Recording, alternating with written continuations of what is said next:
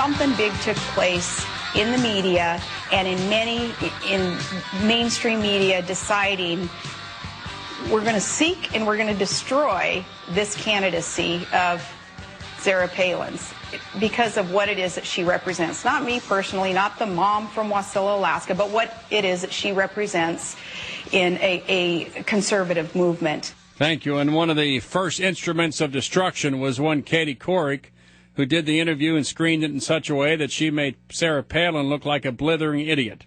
A man who knows all and will now relate all about this, HowObamaGotElected.com, former radio talk show host, a great author, and a man that hails out of Los Angeles, California. John Ziegler, welcome to the Bill Cunningham Show. Bill, it is always an honor to be with you. You're a great American. You as well. Well, number 3, let's talk about your buddy Katie Couric. She kind of cut her teeth on the Sarah Palin matter, and now she's getting the Cronkite Journalism Award. Describe that to the American people. Yeah, this is really amazing, Bill. This is kind of like, Democratic Congress getting an award for fiscal responsibility or Chris Brown getting the Boyfriend of the Year award.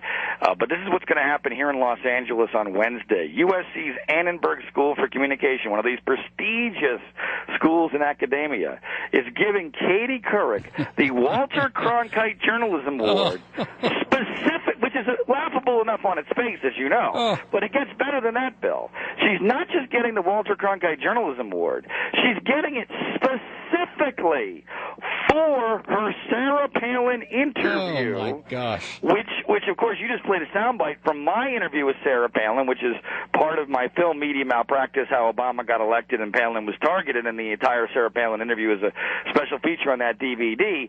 And what's really amazing about this is when they cited in the award, the Walter Cronkite Award for Katie Couric, which she'll get on Wednesday at USC here in L.A., when they cited it for the impact that her interview of Sarah Palin had on the election. Now, can you imagine that is now the purpose of journalism, which is essentially to, as Sarah Palin said, seek and destroy potential conservative superstars and bring them down before they can be a threat to your Messiah? John Ziegler, tell me why it continues almost every night. Rachel Maddow and Mrs. Rachel Maddow, that is Keith Olbermann, spend a disproportionate amount of their time continuing to smear Sarah Palin using ex-boyfriends of her teenage daughter to do it. Right. Why is this continuing even now in April? Two reasons. Number one, they lied about her during the election, and they know they lied about her. So they need to be able to try to justify those lies by trying to come up with more bogus evidence to prove what can't be proven, which is that somehow Sarah Palin is an idiot, moron, not qualified, some sort of a nut job. You know that's a lie. I know that's a lie because I've been to Wasilla. I've interviewed Governor Palin in her house for this film. When I was on the Today Show with Matt Lauer, I got him to acknowledge it was a lie because he had been up to Wasilla to interview her. But they need to justify their lies during the campaign. That's number one, Bill. Number two, to answer your question, is they see her still as a threat in the future. And if she wasn't a threat in the future, they wouldn't care. And number three, since you only asked for two, I'll give you three. Being a former talk show host, she's ratings gold. She's like cable news pornography to these people.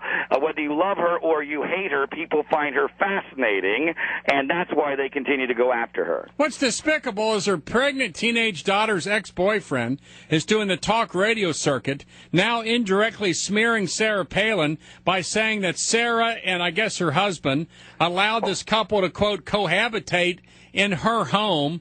I'm thinking, is anyone going after the sexual attributes of Chelsea Clinton to talk about who she's having sex with? Would anyone do that? And if the media did that to Chelsea, what would be the reaction? Oh, and if they did it to the Obama girls, look out. Oh. But Bill, actually, I'm really glad you mentioned that because, if the media was remotely fair, there were two headlines from that Levi Johnston interview that he did with Tyra Banks that were totally ignored. One was he revealed that he was engaged to Bristol well before Sarah Palin was ever a vice presidential nominee. Now, we had been told by the left-wing whack jobs that this was somehow a shotgun marriage forced by Sarah Palin. Tina Fey joked about that on Saturday Night Live. Sarah Palin reacted in my film in a very emotional way to that. That made national news. But we found out from Levi, guess what? None of that was true. And then also, guess what? Levi why Johnson said when given an option between voting for Obama or Sarah Palin, he picked Palin. And, of course, both of those little items were dusted under the rug. They weren't important to the mainstream news media. They were much more concerned about the salaciousness of whether or not Governor Palin may have known that her teenage daughter was having sex, which, of course, is ridiculous to begin with and never would be discussed if it was the Obama girls. Never even handled. And this weekend, your friends at CNN are running these stories with this Lemon character who does CNN, and they're highly critical of those who criticize Obama. They put Glenn Beck on there, other conservative talk show hosts. Of course. Can you recall any stories the last 8 years on CNN criticizing the critics of George Bush and Dick Cheney? Do you recall any of them? Let me check on that, Bill. I think I'm going to be able to do another documentary easily on just simply taking the situations where George Bush did one thing and was criticized for it, and Barack Obama does virtually the same thing or says nearly the same thing and gets praised for it. I mean, it's just absolutely hilarious. It's almost stealing canning from a baby at this point. When I did Media Malpractice, my biggest concern, Bill, was I thought 15 other documentary filmmakers were going to do the same thing because it's so obvious. It's like trying to prove Barry Bonds did steroids or something. It's absolutely ridiculous. It's gotten so obvious that I do think, Bill, that we are making some progress. And really why I made this documentary is that I want to be able to prove what you and I already know, but a lot of people are still skeptical about. And I want average Americans to look at the mainstream news media and at the very least be skeptical of everything they read and hear and see. And if we can make that kind of progress, I think we've got a chance to beat this thing. It's going to be a long time in coming. It was a long time in getting here. But if we can make mainstream Americans understand just how nefarious and in the tank vast portions of the news media are towards the liberal agenda, towards people like Barack Obama, and targeting people like Sarah Palin simply because she's pro-life, which, by the way, is why Katie Couric went after Sarah Palin. And Sarah Palin says that in my interview. So essentially, Katie Couric is getting this award on Wednesday for triumphing the cause of pro-choice and trying to bring down somebody because they're pro-life. That was the key to that entire interview, but the mainstream news media will never talk about it. But you can hear it at HowObamaGotElected.com. We've released some sound bites from my interview with Governor Palin that deal directly with this and show what a sham this award Katie Couric is getting on Wednesday really is, and I thank you for getting the word out about it. Well, I'm going to ask your take on Somali in a minute, but do you think Tyra Banks and Keith Olbermann will soon put on some of the ex-boyfriends of Chelsea Clinton to talk about the kind of sex they had with Chelsea? Is that coming up soon? No, I don't think we're going to be seeing that anytime soon, Bill. And, no. One of the many reasons, by the way, of course, and this is another part of the Sarah Palin equation, is that she's so darn good-looking, Bill. I mean, right. The liberal, we don't want to talk about having sex with liberal women because, generally they're not very good-looking. No. So it's really not very good for ratings.